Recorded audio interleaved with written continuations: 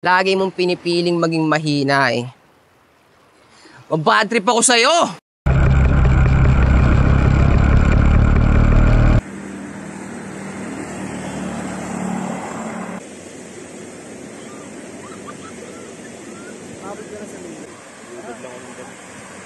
Epek lang.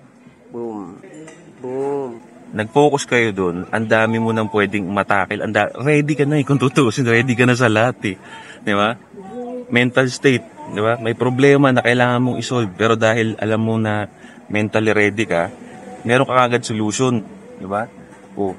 So sino ngayon sa tingin mo, pagdating man ng panahon, sinong magsusurvive? Yung wala yung mga yun o yung meron yung mga yun? Yung problema, andyan pa rin yan. Hindi naman yan mawawala. Pero choose to have a positive life. Because the more positivity you have, the more it attracts solution to your problem. Lahat ng bagay na nangyari sa buhay mo, lahat ng nararating mo sa buhay mo, lahat yan kagustuhan mo, lahat yan kagagawan mo. Kung ikaw yung klase ng tao na mahilig magturo at mahilig manisi, ay hiya ka naman sa balat mo kasi ginagawa mong tanga yung sarili mo sa ganyan. Ikaw nag-operate niyang katawan na yan, ikaw nagpapagalaw niyang katawan yan. Kung saan man humantong yan, obviously ikaw ang may kagagawan nun. Wala nang ibang may kagagawan nun. Kaya sobrang baduy, sobrang corny, sobrang nakakahiya. Kung ikaw yung klase na mahilig kang magturo, mahilig kang manisi sa mga bagay na nangyayari sa'yo. Pinapakita mo lang na na wala kang tira eh. Pinapakita mo lang talaga na mahina ka at wala kang control sa mga bagay-bagay. Walang control. Hindi ba nakakahiya yun? Kahit yung mga simpleng bagay wala kang control-control. Kahit yung sarili mong katawan wala kang control-control. Nakakahiya, wala. Nakakahiya, wala kang silbi.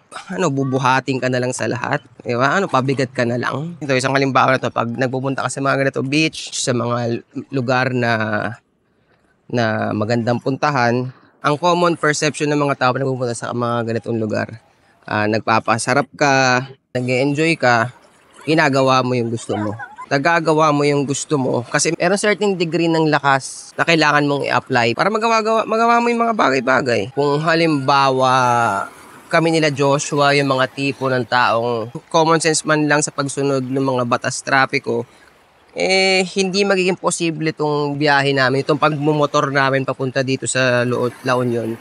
Hindi posible yun, hindi mangyayari yun. Kung gusto mong sulitin yung buhay mo, kung gusto mong i-enjoy yung buhay mo, dapat meron kang concept ng pagpapalakas. Hindi mo kailangan maging pinakamalakas, pero at least sa mga bagay na abot kamay mo man lang, mag-apply ka ng konting lakas. Or else, wala na talaga.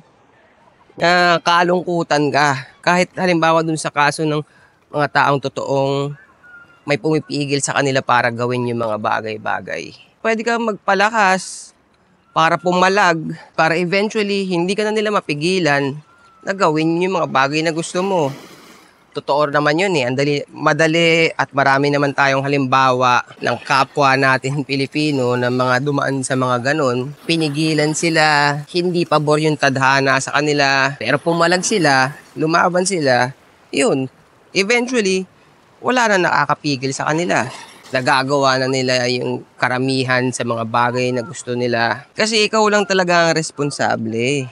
Ikaw lang ang responsable dyan. Kapag may mga paniniwala kang alanganin, meron kang mga paniniwala na obviously hindi useful para sa pag-abante mo, ikaw rin naman yung kagagawan nun. Merong iba dyan, dahil tinatamad mag-isip, tinatamad mag-analyze, basta nilang tinatanggap yung nakikita nila sa karamihan ng mga kapitbahay nila. Kaya merong iba dyan na wala na lang opinion, walang stand na pinangahawakan, kasi tamad sila mag-isip eh. Itong mga taong dahil tinatamad mag-isip, hindi na nagkaroon ng stand sa mga importanteng issue ng buhay, maraming pagkakataon na itong mga bagay na hindi nila pinag-isipan, bumabalik pa rin sa harapan nila. Hindi nila alam kung paano sila magre-react. Hindi nila alam kung paano sila papalag. Ang indicator, ang driving force nitong mga taong tinatamad mag-isip, tinatamad pumili ng stand, tinatamad na magkaroon ng sariling opinion. Ang ginagamit na lang nila ay yung mga emosyon nila. Pag nasaktan yung damdamin nila, pag nagkalit sila, pag uminit yung ulo nila, pag inatake sila ng high blood, doon sila kikilos, doon sila papalag, dahil hindi na pag-isipan yung mga response nila ganun. Most of the time, sablay, most of the time, corny, most of the time, perwisyo yung response nila sa mga bagay-bagay. Okay lang sana kung all the time, yung sitwasyon mo sa buhay, mga joke-joke lang, maliliit na bagay lang. Kasi dun sa mga maliliit na bagay, dun sa mga sitwasyon na joke-joke lang, kahit magpaengot-engot ka, mapagbibigyan ka pa rin ng buhay, walang masamang mangyayari sa'yo.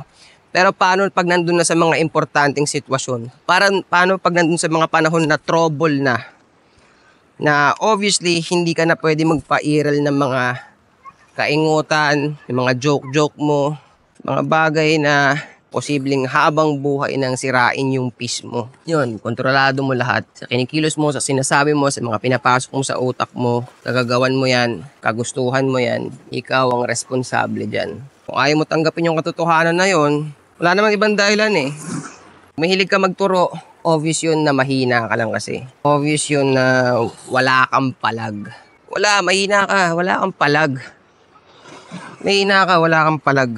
Yung konsepto lang ng control, ayaw mong akuin. Kung wala kang control, kung ayaw mong kontrolin, yung maliliit na variables, maliliit at simpleng variables ng buhay mo, hindi mo kinokontrol, ayaw mo kontrolin, kasi napakahina mo. Napakahina mo. Sa dami ng bagay sa mundo, sa dami ng problema sa mundo, na hindi mo makokontrol. May pagkakataon ka ngayon, yung katawan mo, yung utak mo, yung kamay mo, yung paa mo, yun na yung biyayang binigay sa'yo na makokontrol mo eh. Yun na lang yung pwede mong kontrolin. Huwag ka na magpakahina-hina dyan na ayaw mo pang kontrolin yung mga pagkakataon na binigay sa'yo na makokontrol mo. Tigil mo na yung imagination mo na yung mga taong maganda ang kalagayan sa buhay, sinwerte lang.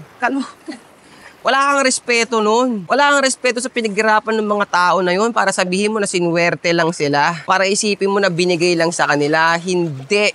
Pinaghirapan nila yun. Kinontrol nila lahat ng posibleng makontrol nila mula sa mga pinakasimpleng bagay, simula sa pinaka nakaka-boring at maliliit na bagay. Pinaglaban nila yun. Kaya eventually, umabot sila sa punto na nakakainggit sa paningin ng ibang tao yung kalagayan nila. Pag wala kang palag sa maraming bagay, kasalanan mo yan. Nagpakahina ka kasi.